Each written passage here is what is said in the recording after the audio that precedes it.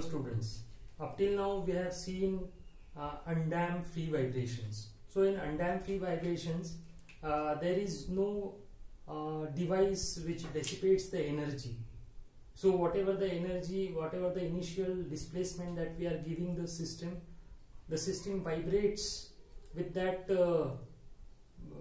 amplitude for infinite amount of time, because whatever the energy that we are providing to the system, it remains there in the system for infinite amount of time. The only thing which is happening in undamped free vibration is the conversion of energy. So energy is converted from kinetic energy to potential energy and potential energy to kinetic energy, but there is no energy dissipation. That is why there is no loss of energy, and that is why the amplitude of the vibrations remains constant for infinite amount of time. Like in undamped free vibration, so there is only energy storing device spring which is having stiffness as K, and this is the mass. And if we give initial displacement to this mass, and if you release it, then and if you plot it, then it will vibrate for infinite amount of time. Okay, there is no decay of the amplitude in the vibration, so it vibrates for infinite amount of time. Why? Because there is absence of any energy dissipating device. There is no loss of energy. Okay, so in damped free vibration, we attach a damper, okay, which is having damping coefficient as small c. It is represented by small c. So by introduction of damping element, then the energy is dissipated in the form of friction, and because of that the amplitude of vibration gets decay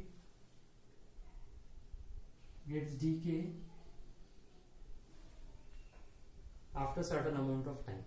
Okay, so this is the difference between damped vibration and undamped vibration. This red color indicates undamped vibration, so this indicates undamped vibration, whereas this black color indicates damped vibration.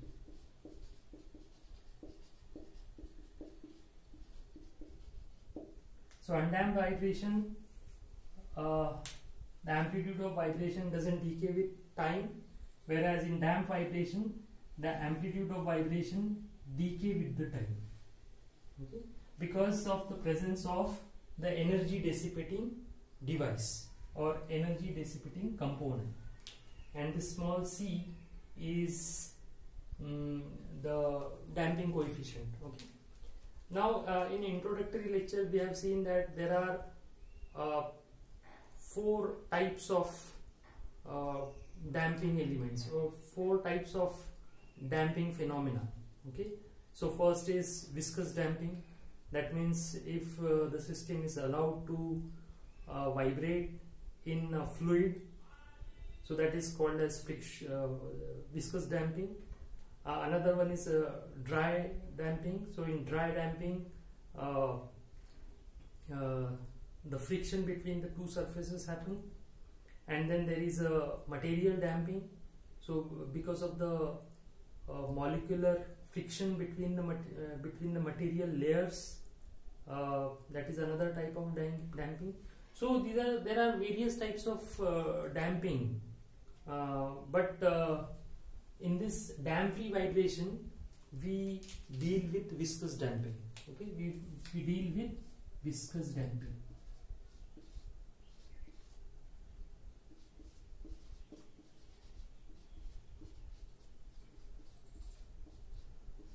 Because viscous damping plays, or the energy dissipation in case of viscous damping is very high as compared to the dry friction damping or the intermolecular friction damping, okay, material damping.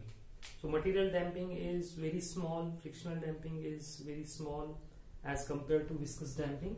So viscous damping, if you develop a system in which there is a viscous damping, so the energy dissipation, amount of energy dissipation in the system is quite substantial, and that is why we consider here the viscous damping. Okay.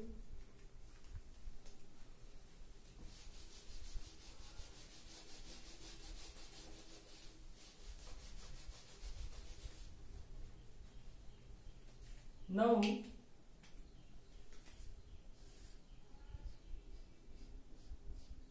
so the model of single degree of freedom damp free vibrations will look something like this.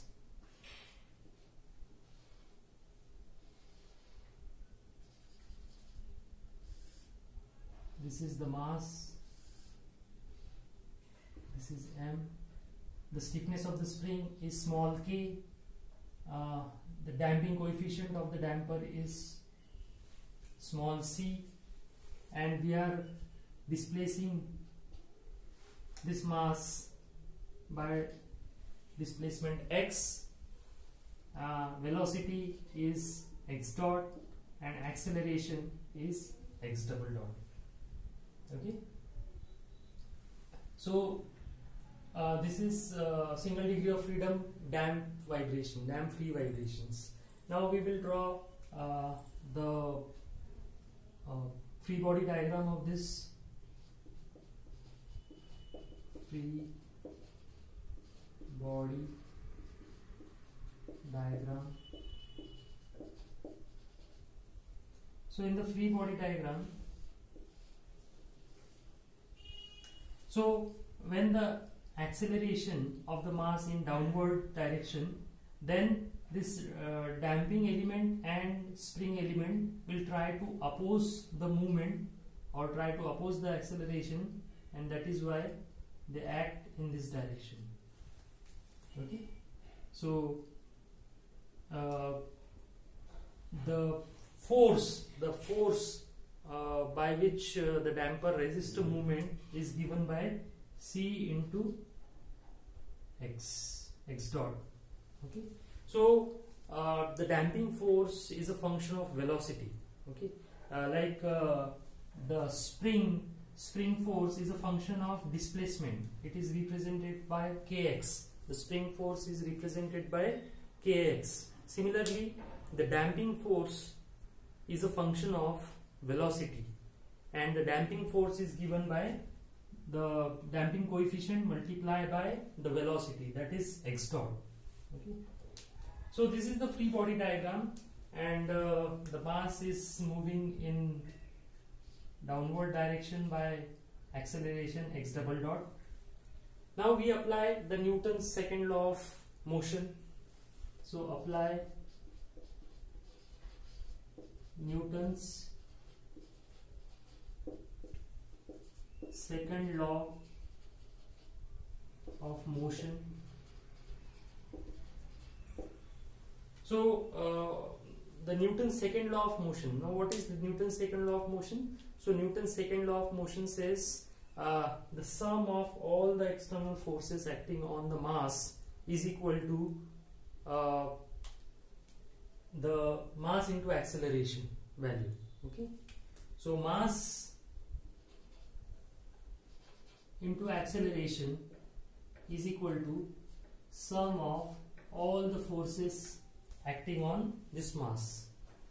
So mass into acceleration is equal to, now there are two types of forces acting on the mass, that is Cx dot, that is damping force, Cx dot plus since the direction of the damping force and direction of stiffness force is away from the acceleration direction, that is why we take it as negative, and minus kx. Okay, so damping force and stiffness force are in opposite direction to that of acceleration, that is why it is kept as negative. Now if you bring this term on the other side of the equal to sign, then it becomes mx double dot plus cx dot plus kx equal to 0. This is equation number 1, and this is the equation of motion. This is the equation of motion. This is the equation of motion for damp free vibration. Okay, so this is mx double dot plus cx dot plus kx equal to 0 is the equation of motion for damp free vibration. And if you put the value of c as 0, that means the coefficient of damping coefficient is 0, then the equation looks mx double dot plus kx equal to 0, which is nothing but undamped free vibration. Okay, now the solution of this is the differential equation, so of second order, mx double dot na dx by d2x by dt square. Okay, so this is the differential equation. So the solution of this differential equation, differential equation 1, is in the form of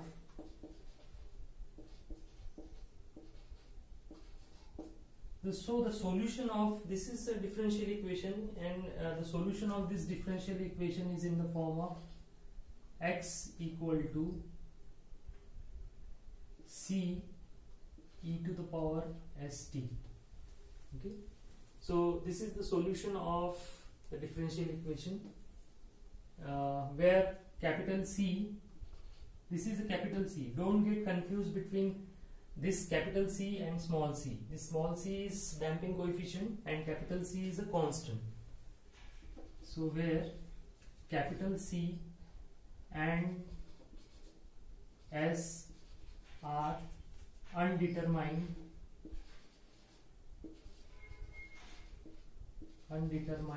constants. So capital C and S are the undetermined constants. So now if you put this value in the equation of motion, so equation of motion contains x double dot, x dot and x. So x we know, so this is x. Now we find out the x dot. So differentiate this x dot, differentiate this equation with respect to t. So this x dot is, c is constant, so c remain, e to the power st, and इसका differentiation क्या आएगा, s into e to the power st. So this is the differentiation of this equation. Similarly, if you further differentiate x dot, then it becomes x double dot, then it becomes capital C s square e to the power st.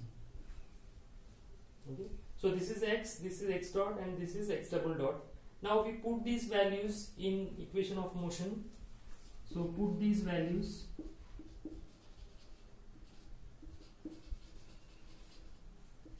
in equation 1. So equation 1 becomes m into x double dot. So m into x double dot is capital C s square e to the power st plus cx dot, so small c into capital C into s e to the power st plus kx. So k into x is capital C e to the power st equal to 0. Okay. Now here capital C e to the power st is common in this equation, so we keep capital C e to the power st common. So in bracket ms square plus cs plus k equal to 0. Okay. Now this becomes 0, so the equation remains ms square plus cs plus k equal to 0. So this is equation number 2. So ms square plus cs plus k is equal to 0. So this is as square plus bs plus c equal to 0. So this is a quadratic equation. So this is a quadratic equation and roots can be obtained. Now we know how to find out the roots of a quadratic equation. So the roots of the quadratic equations is given by s equal to. So this is in the form of s. So s is equal to, we know that the roots of the quadratic equation is given by minus b plus minus under root b square minus 4ac upon 2a. So we put the values from equation 2 in that equation. So minus b means minus c plus minus under root b square. Please, b square means c square minus 4ac. A is m and c is k upon twice m. Twice a is m. Twice m. Okay. Now, if you arrange, this is s1 comma s2. So there are two roots. So this is a quadratic equation of second order. So there will be two roots, s1 and s2. So s1 and s2 are given by minus c plus minus under root c square minus 4mk upon twice m. So we will simplify it. 1 comma 2 is equal to minus c upon 2m plus minus 1 by 2. Now we take this m inside the square root, so this becomes c upon m whole square minus 4k by m.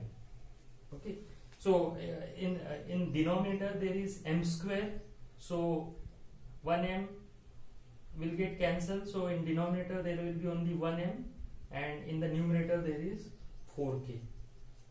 Okay, so in this equation s1 is equal to minus c upon 2m plus 1 by 2 under root c by m whole square minus 4km,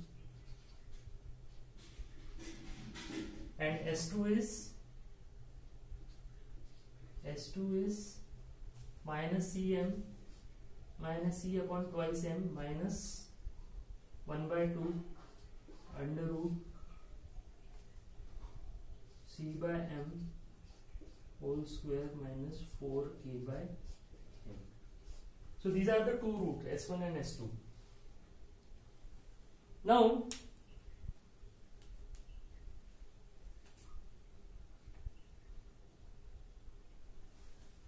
Now we try to define few factors. So first is critical damping. We try to see few of the definitions. So first we'll see the critical damping. Critical damping.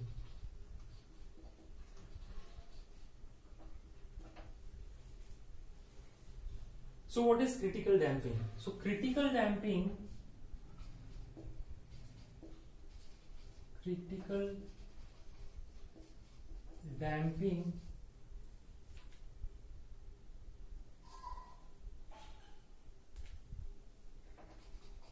in which damping coefficient, so critical damping is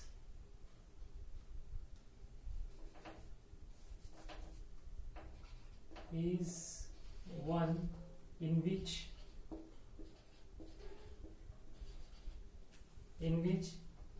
damping coefficient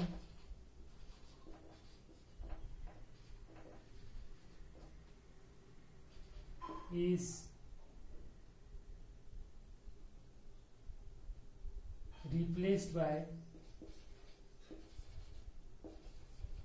critical damping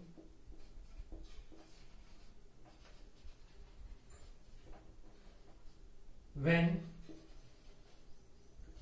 radical in equation 3. So this is equation 3. When the radical in equation 3 is equated to 0.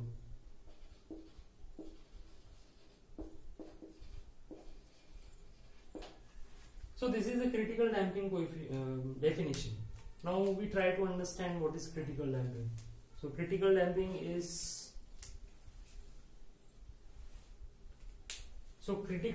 is the one in which damping coefficient C. So damping coefficient is C.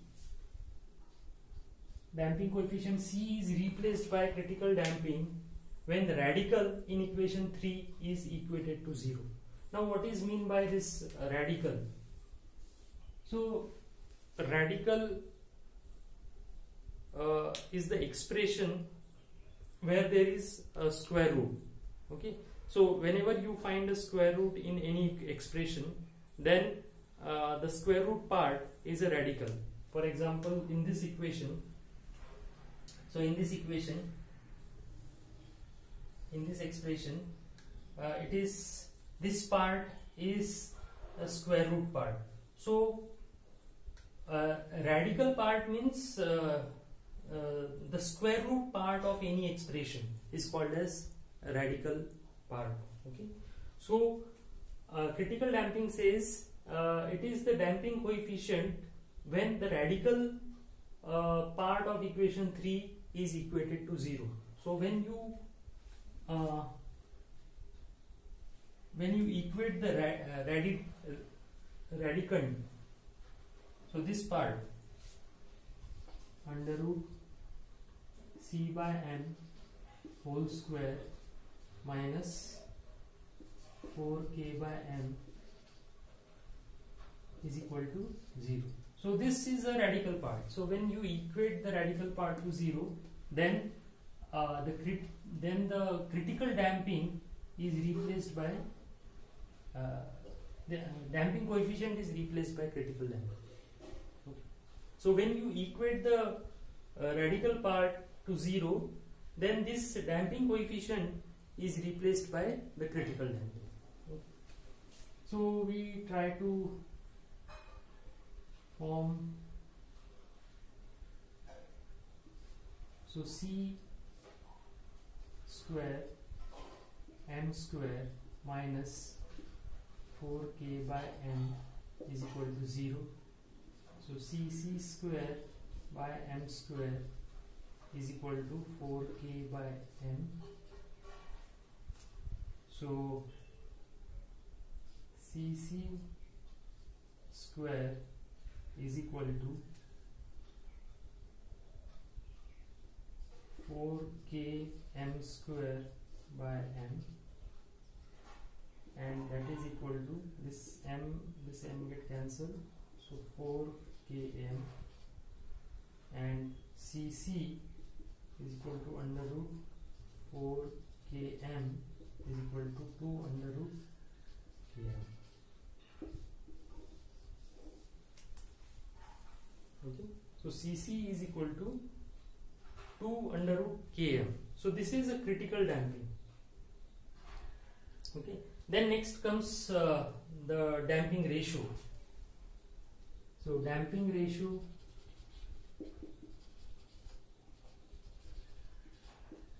is represented by zeta, and this is ratio of damping coefficient upon critical damping. Okay, so C by Cc. Now here we have learned two things. One is critical damping and another one is this damping ratio. Now we try to form this equation in these forms. So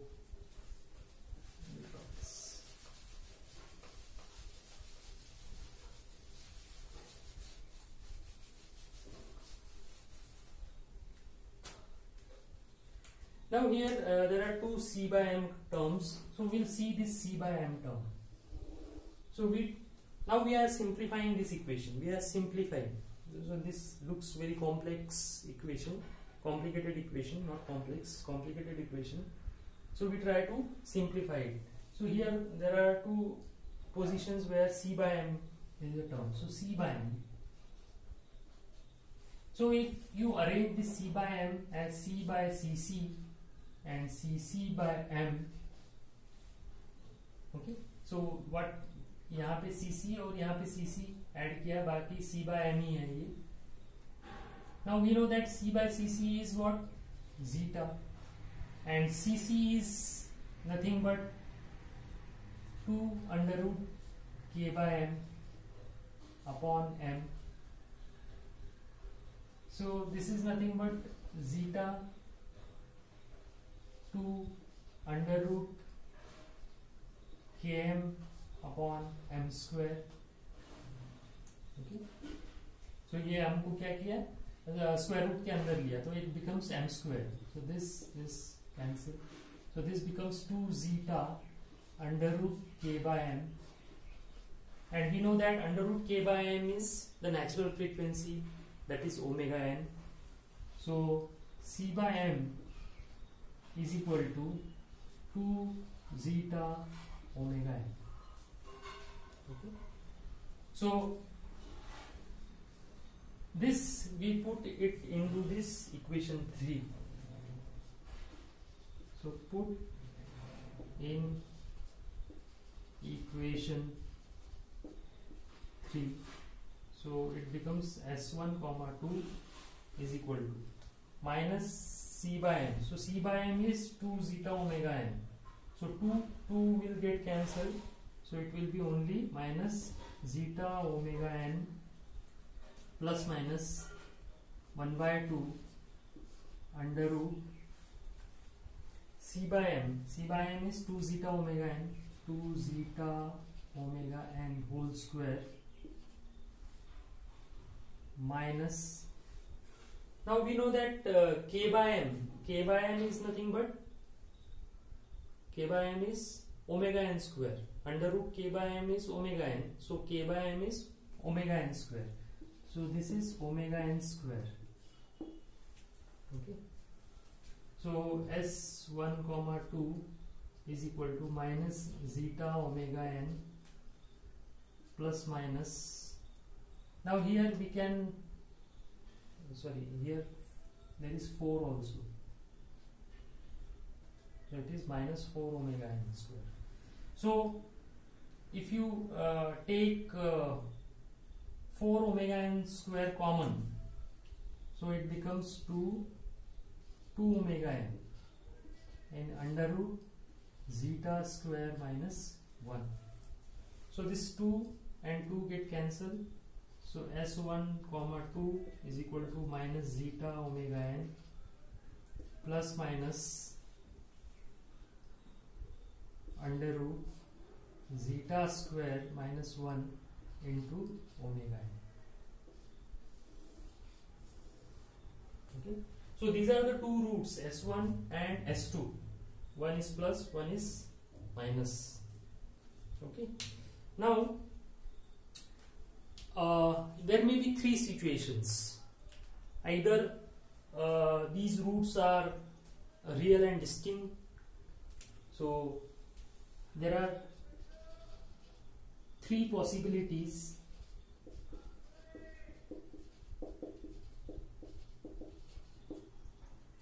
Of the nature of these roots. Case 1. The roots are real and distinct. That means both are real roots, there is no imaginary part, and they are distinct. That means one is different than the others. Okay, so in that case the solution x of t is equal to c1 e to the power s1 t plus c2 e to the power s2. So this is the solution of the roots when the roots are real and distinct. Then there may be case 2. That means roots are real and equal. They are not distinct. They are not different from each other. They are same. So roots are real and equal. So in that case, x of t becomes c1 plus c2 t e to the power st. And there is third case when roots are imaginary or complex. Roots are complex. So the solution is given by alpha plus I beta,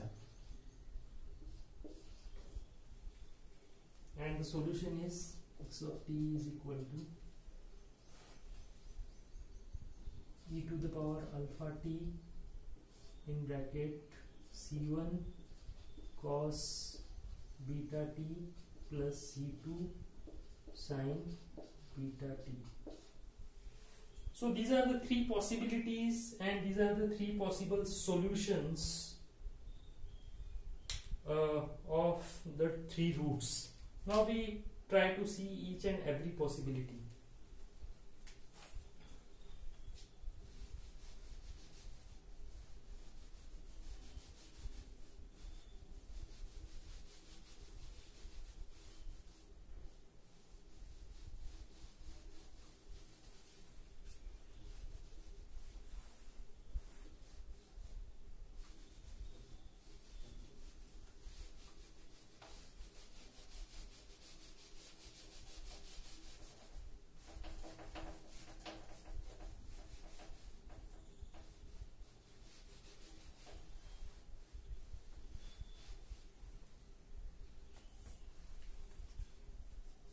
Now first we'll see when the roots are real and distinct.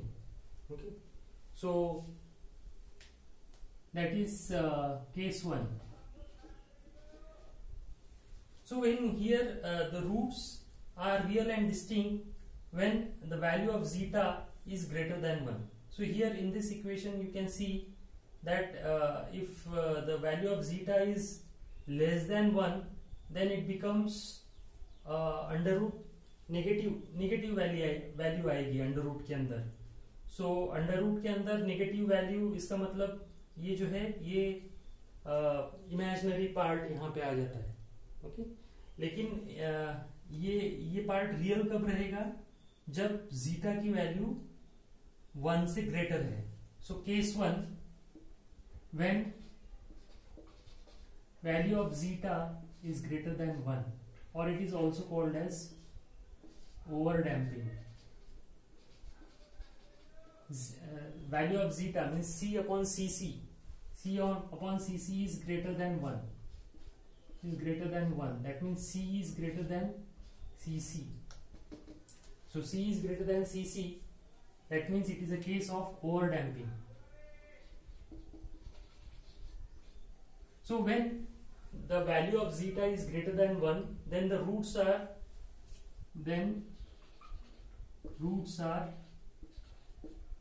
real and distinct.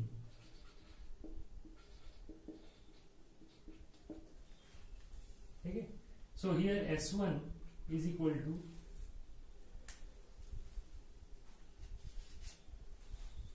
S1 so यहाँ पे zeta का value greater than 1 है. So S1 becomes minus zeta omega n plus under root zeta square minus 1 into omega n, and S2 will be minus zeta omega n minus under root zeta square minus 1 omega n. And the solution of the expression is xt upon c1 e to the power s1t plus c2 into e to the power s2t. Okay. So x of t is equal to c1 e to the power s1t. So s1 is minus zeta omega n plus under root zeta square minus 1 omega n, okay, into t plus c2 e to the power s2t. So s2 is this one. So it is minus zeta omega n minus under root zeta square minus 1 omega n into t. Okay. So this is the response of the system. This is the response of the system when the value of zeta is greater than 1. Similarly, case 2, that is when zeta is equal to 0. Sorry, zeta is equal to 1. So if you put zeta equal to 1 over here, then this whole part becomes 0, and S1 and S2 becomes minus zeta omega n. That means the roots are real and equal. Okay. So this is the case of critical damping. Critical damping. When C becomes Cc, so zeta is nothing but C upon Cc is equal to 1, and C is equal to Cc. And we have seen that we have replaced the C by Cc in the radical part. So this is a case of critical damping. So if you put zeta is equal to 1 over here, then S1 becomes, and S1 and S2 becomes minus zeta omega n. So when the roots are real and equal, and we know that when the roots are real and equal, then the response can be obtained by C1 plus C2t into e to the power st. So here S is minus zeta omega n into t. So this is a response of the system in case of critical damping. And the third and the last one is zeta is less than 1. So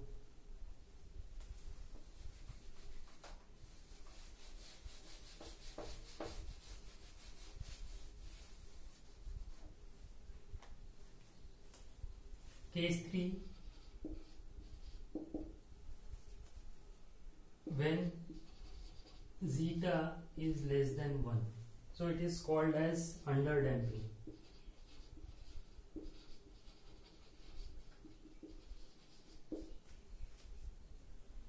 So if you put the value of zeta as less than 1, that means the answer of this expression will be negative. Okay, zeta is less than 1, that means 0.5, 0.6.